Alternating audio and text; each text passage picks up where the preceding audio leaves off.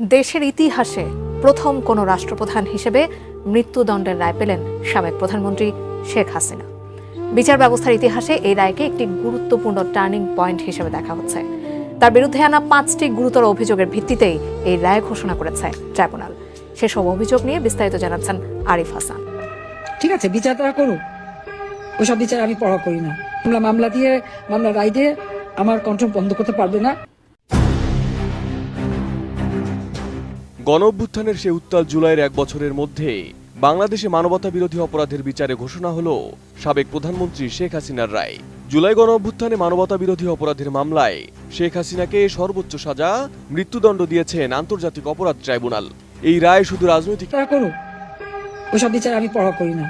মামলা রায় দিয়ে আমার গত বছরের জুলাই আন্দোলনে মানবতা বিরোধী অপরাধের বিচার শুরু করতে নতুন কাঠামোয় আন্তর্জাতিক অপরাধ ট্রাইব্যুনাল গঠন করা হয়। চলতি বছরের 25 মে থেকে 8 অক্টোবর মাত্র 4 মাসে যেসব মামলায় আনুষ্ঠানিক অভিযোগ দাখিল হয়েছে তার মধ্যে জুলাই গণঅভ্যুত্থানের সময় সংঘটিত হত্যাকাণ্ডের মামলা আছে 8টি। এর মধ্য থেকে 5টির অভিযোগ গঠন করে বিচার কার্য শুরু করে ট্রাইব্যুনাল। এই 5টি বিচারাধীন মামলায় প্রধান আসামি করা হয় সাবেক প্রধানমন্ত্রী শেখ হাসিনা, তৎকালীন স্বরাষ্ট্রমন্ত্রী আসাদুজ্জামান খান কামাল এবং পুলিশের সাবেক মহাপরিদর্শক চৌধুরী আব্দুল্লাহ আল মামুনকে। আর এই মামলার রায়ে শেখ হাসিনাকে মৃত্যুদণ্ড দেওয়া হয়। একই দণ্ডাদেশ দেওয়া হয় আসাদুজ্জামান খান কামালকেও। রায় ঘোষণা করেন বিচারপতি গোলাম মর্তুজা মজুমদারের নেতৃত্বাধীন 3 সদস্যের ট্রাইব্যুনাল। অন্য সদস্যরা হলেন বিচারপতি মোহাম্মদ শফিউল আলম মাহমুদ ও বিচারক মহিতুল হক এনাম চৌধুরী।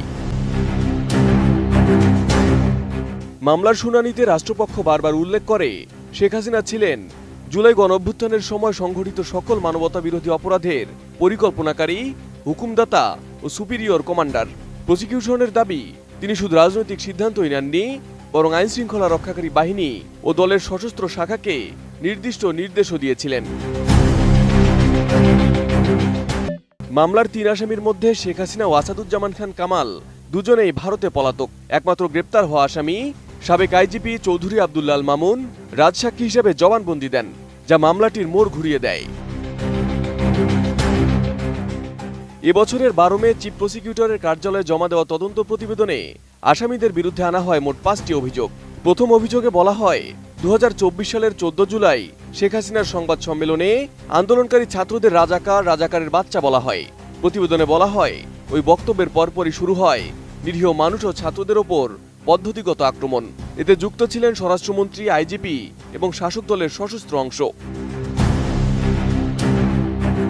দ্বিতীয় অভিযোগটি সবচেয়ে গুরুতর।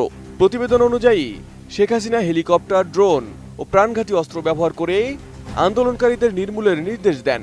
এই নির্দেশ বাস্তবায়নে নেতৃত্ব দেন স্বরাষ্ট্রমন্ত্রী কামাল ও আইজিপি মামুন।